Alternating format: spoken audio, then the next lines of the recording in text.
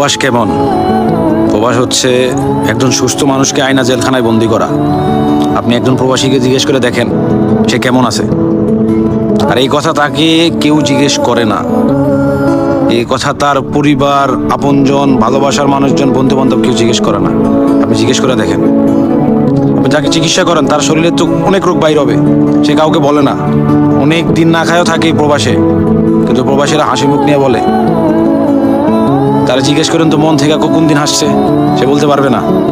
তার শরীরের চেয়েও তার মনে অনেক ক্ষত, সব কথার ক্ষত।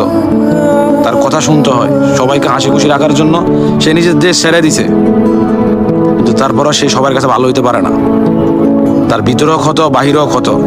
আর একজন প্রবাসী জানে প্রবাসী জীবনটা কেমন। আপনি প্রবাসী না হলে কখনো বুঝতে পারবেন না। তার জিজ্ঞাসা তো মন খুলে কোন দিন হাসছে, মন খুলে কোন দিন খাইছে, তার শরীর সুস্থ আছে কিনা, তার চিকিৎসা করেন।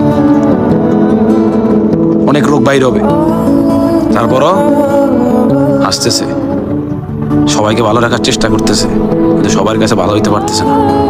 হ্যাঁ, এটাই প্রবাসী।